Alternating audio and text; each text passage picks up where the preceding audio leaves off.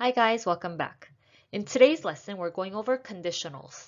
As you can see on our list, we're going over 4 different types of conditionals, and we'll finish it off with a short quiz.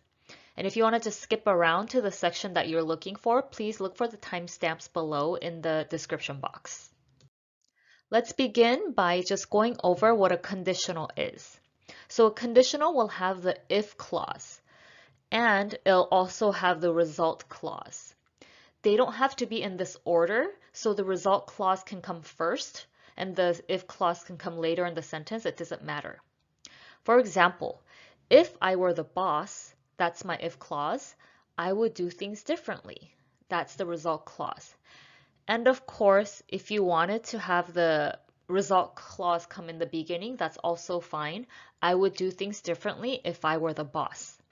So please remember that when we say conditional, it just means that in your sentence, you're going to have an if clause and a result clause. The first out of the 4 we're going to discuss is unreal conditional in the present. For an unreal conditional in the present, we're going to use this form in the green box. So in the if clause, I'm going to use a past tense verb, and in the result clause, I'm going to use the modal verb would or could, and then a verb. In the if clause, I'm going to state something that is not true right now. So something that is untrue or unreal right now. For example, if we had a dog, because do I have a dog? Do we have a dog in our home? No, we don't. So it's not true. But if we had a dog, past tense, my son would be happy. Here's my would and my verb. So this is something that I'm imagining for right now. I'm not talking about future or in the past. Today, if we had a dog, my son would be happy. So this is a hypothetical situation, and this is a sentence type that is used very regularly in real life. So I think it's important for us to differentiate these conditionals. So this is an example of an unreal conditional in the present. Here are 2 more examples of unreal conditionals in the present. If I had a superpower, I would choose to fly. In the if clause, again, I have my past tense. If I had a superpower, that is something that's not true right now because unfortunately I don't have a superpower, right? So if I had, I would choose. Again, we would have would or could and then a verb. In the next example, it says, it would be so cool if my dog could talk. Here, I put the if clause at the later part of my sentence, and that's okay. But it doesn't change the fact that in my if clause, I'm going to use a past tense. Could is a modal verb, but it's the past form of can, so I can use this here. And then, of course, in my result clause, I have the verb would and then a verb. It would be so cool if my dog could talk. Because can my dog talk? No, right? So again, for hypothetical or untrue situations right now, please use this form. If I wanted to use the unreal conditional in the present in the form of a question, it still remains the same. For example, the first example here says, if I exercised every day, what would happen? So in the if clause, I have my past tense verb again. That lets me know that that is something that's not true today or true right now. If I exercised every day, it means that I don't exercise every day. What would happen? Would and then a verb, right? So the formation or the formula will remain the same even if I switch it to a question. The second example says, would I leave my job if I won the lottery? If clause is right here in the later part of the sentence. In the if clause, I have my past tense again. If I won the lottery. Did I win the lottery? No. But would I leave my job? Right? Would and then a verb in the result clause if I won the lottery. So these are just imagined or hypothetical situations you're talking about right now. Another rule to remember with unreal conditional is that you're going to use the plural verb were even for singular subjects when the situation is not true. For example, if I were you, I wouldn't take that job. Are you me? No, you're not, right? So even though I is singular, normally I would say things like I was at the party. You would say the singular verb was. But if it's not true, like this example, you're going to use a plural verb. If I were you, I wouldn't take that job. The second example here says, if it weren't raining, we would be on a boat. But it is raining right now, right? So something that's not true, it is clearly singular, but you're not going to say if it wasn't raining. You're going to say if it weren't raining, we would be on a boat. So this is kind of strange, but please use the plural verb were even for a singular subject if the situation you're talking about is not true. The second conditional we'll talk about is the unreal conditional in the past. The form for the past unreal conditional is in the if clause, we're going to use past perfect. Past perfect is had plus past participle. And in the result clause, you're going to either use the modals could or would, and then the verb have, and then past participle. So this is the form that you're going to use for the past unreal conditional. We're going to use the past unreal conditional for an event that did not happen in the past. So for the unreal conditional in the present, I'm talking about something that's not true now. But for the unreal conditional in the past, we're talking about something that did not happen in the past. So you're making fake or hypothetical or imagined situations about the past. Let's take a look at our first example.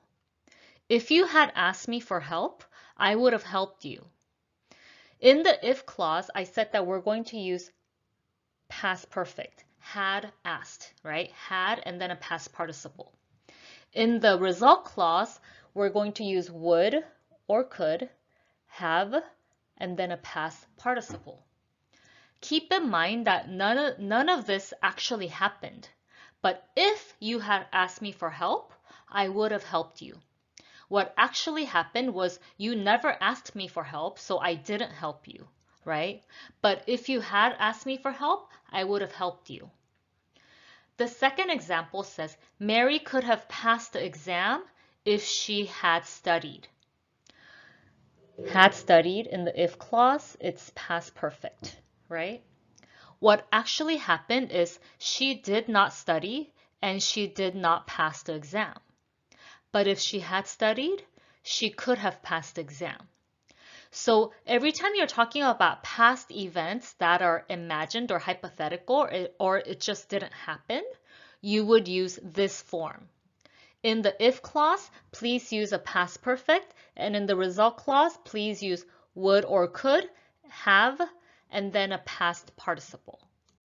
We can also use this exact same form to ask questions. If I had studied harder, would I have gotten an A? If I had studied harder, would I have gotten an A?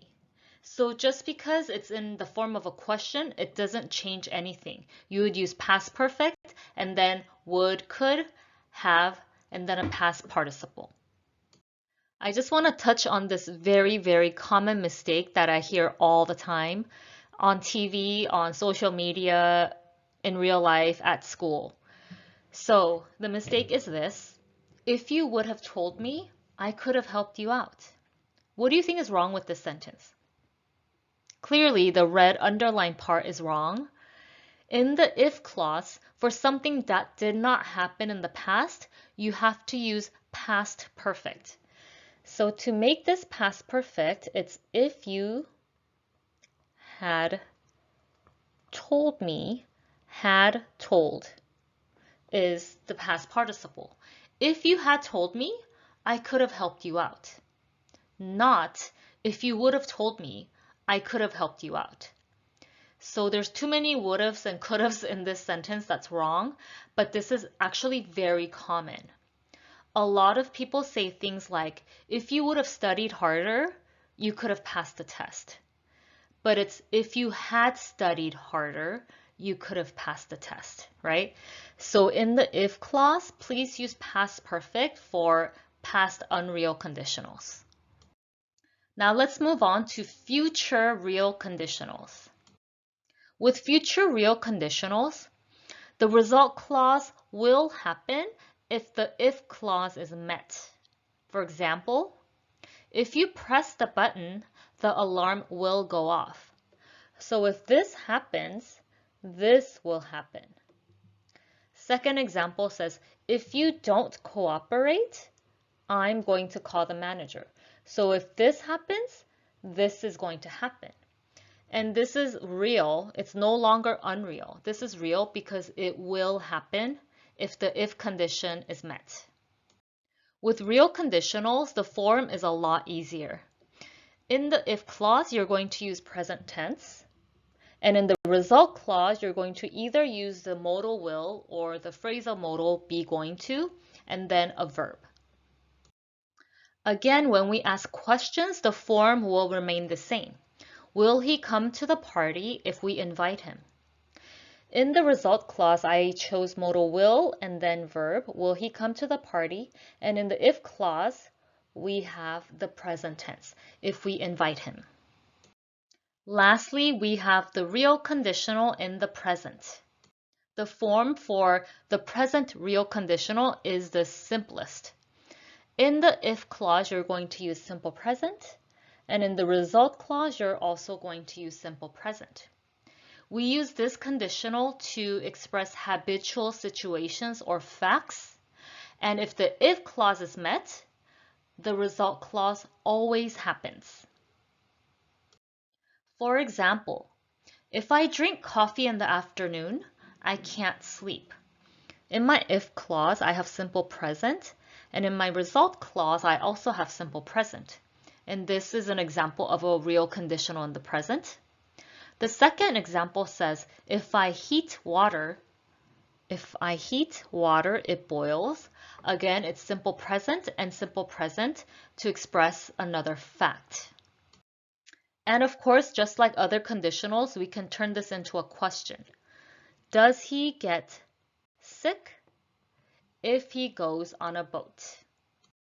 This is a comma rule that applies to all four conditionals we're talking about today.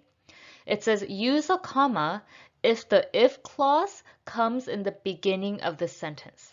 For example, if I could fly, comma, that would be cool. But if the if clause comes later in the sentence, like this example, it would be cool if I could fly. Notice that we do not put a comma if the if clause comes later in the sentence. So this comma rule applies for all of the four conditionals we discussed today. Here's a chart of everything we just went over today. I just wanted to give you a snapshot of all four conditionals on one page. Now let's take a few minutes to take this short quiz. Please find the mistakes in the yellow highlighted portions and correct them. If it is already correct, please write C.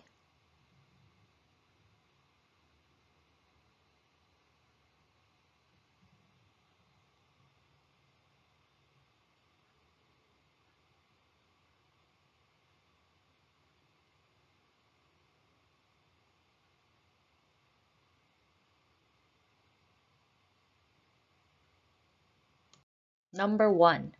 If I go back in time, I would take my studies more seriously. You have two options here. I would say if I went back in time, I would take my studies more seriously, and the second one is correct. Or in the if clause, I can say if I could go back in time, I would take my studies more seriously. Both of these are in the past tense. Number 2, if I listened to my mom 10 years ago, I would have gotten a better job. what actually happened was you did not listen to your mom 10 years ago. So we're talking about past unreal, in which case I would use past perfect. If I had listened to my mom 10 years ago, I would have gotten a better job. Number 3, in the future, I would not let my child make the same mistakes if I will have a child. So in the result clause, I will not let my child make the same mistakes if I have a child. So this is real future conditional. So if I have a child, I will not let my child make the same mistakes. Number 4, if it was a perfect world, everyone would be happy. So the only mistake here would be right here, were. So even though my subject is singular, it, because this is an unreal situation, I'm going to use the plural verb were. The last one, number 5, if the doorbell rings, that's correct, my dog barks. So simple present, which just means it's a habit or a fact. Every time the doorbell rings, my dog barks. Well, that is it for today, guys. Thank you so much for watching. I hope you found that helpful, and if you did, please like this video and subscribe to my channel. And please leave any questions or comments for me down below in the comments section, and I will definitely get back to you. I'll see you guys next time.